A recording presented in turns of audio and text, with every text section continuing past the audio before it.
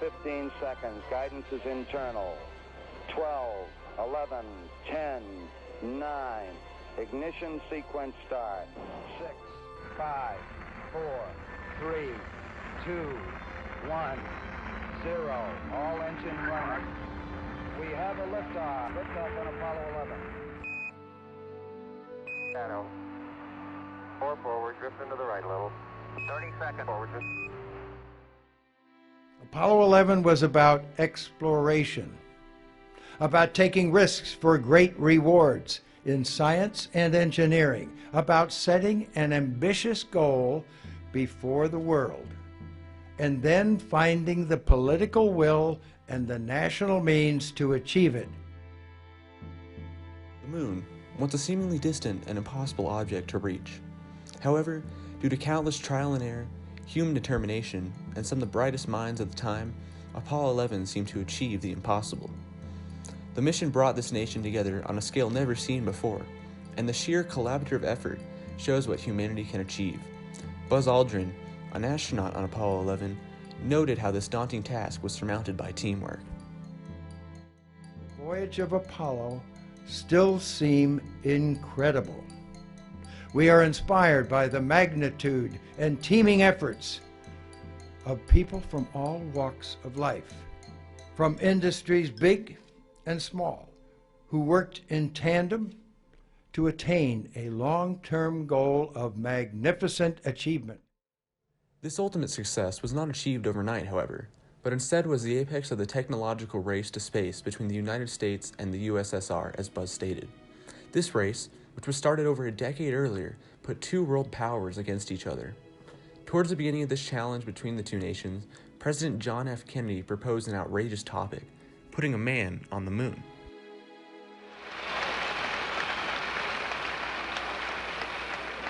We choose to go to the moon in this decade and do the other things, not because they are easy, but because they are hard. Because that goal will serve to organize and measure the best of our energies and skills. Because that challenge is one that we're willing to accept, one we are unwilling to postpone, and one we intend to win, and the others too. President Kennedy's speech inspired America to look up past the Earth for the first time. If not for him, it would have taken many years longer for America to consider such a feat, let alone accomplish it. Once America dreamed of a man on the moon, research began, with technology needing to be developed that did not even exist at the time in order to achieve a successful mission. In addition, development could not be slow, as Kennedy had promised that man would set foot on the moon and return safely by the end of the decade. One of the largest challenges that NASA faced was figuring out how to land and dock the capsule while keeping the astronauts safe from harm. NASA experimented with many clones of the capsule in low Earth orbit, ensuring that it was safe for the harsh conditions of space and re-entry into Earth's atmosphere. 3 astronauts, Neil Armstrong, Buzz Aldrin, and Michael Collins, spent most of the journey within the Columbia module. Michael Collins, in particular, remained within Columbia, while the Eagle section brought the other 2 men to the lunar surface. This section acted as the command module, and also was the only section to return to Earth. The second part was the service module. It attached to the side of the Columbia and provided the astronauts with water, oxygen, and power for the ship. The last part of the shuttle was the lunar module Eagle. This is the spacecraft that made the expedition down to the surface of the moon with Armstrong and Aldrin inside. It acted both as a small base of operations and rest area for the astronauts. All 3 areas of the craft were vital to the success of the mission. Despite rigorous individual testing on each section, all 3 had never been used in tandem, and the ultimate failure or success would have to be proven with the 3 astronauts' lives on the line. During this time of rapid testing, failure, and success, America's rival, the Soviet Union, was also making considerable gains in the field of supporting living beings in space. With Russia having the first man in orbit and first spacewalk, it seemed as if the United States had a considerable amount of catching up to do with its rival. I'll not assert that it was a diversion which prevented a war. Nonetheless, it was a diversion. It was intense, and it did allow to both sides to take the high road with the objectives of science and learning and exploration. Eventually, it provided a mechanism for engendering cooperation between former adversaries. In that sense, among others, it was an exceptional national investment for both sides.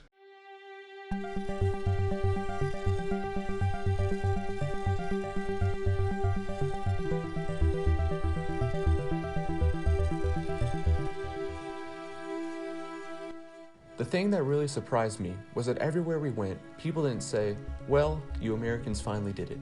He said, "They did it. We did it. All of us together. We did it." It was a wonderful sensation. Buzz Aldrin. This accomplishment not only overcame cultural barriers, it overcame many technological barriers as well. The highest priority for the mission was, of course, how to keep the astronauts alive and well on the trip to the moon and back. They had tested the individual modules of the Apollo ship before, but without humans in the equation. NASA had to figure out how to incorporate all human necessities into that 8-day trip. The astronauts needed food, water, and air, all while remaining reasonably comfortable in such a confined space. NASA had to calculate the body mass of each astronaut in order to approximate how much food they would need to eat per day. This same principle also applied for water. Without refrigeration, scientists tested techniques of keeping food good and free of bacteria, and discovered freeze-drying food. They used it to make food less dense and to take up less space on the ship. All it took was for some water in order to make the food edible again. To solve the problem of water, most of it came from the fuel cells, which combine hydrogen and oxygen to create electricity, with water as a byproduct. For air, the space shuttle was loaded with oxygen at a pressure of 5 pounds per square inch. Oxygen systems constantly added air, and lithium canisters were used to remove the carbon dioxide exhaled by the men.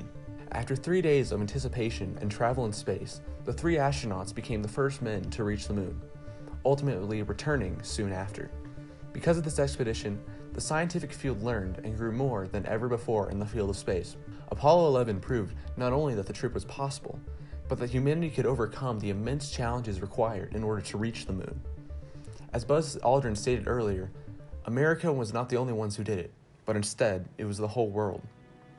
The success of Apollo 11 served as a stepping stone for humanity's entrance into a new era, an era of discovery and further exploration into the vast unknown.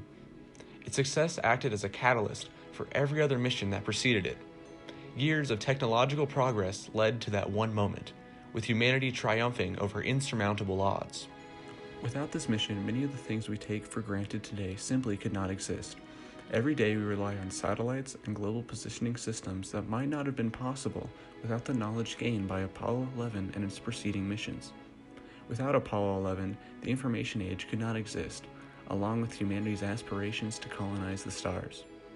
As space travel moves towards the commercial sector, these missions also show how far we truly have come in just over 50 years, but also give a harsh reminder of every precaution that needs to be taken.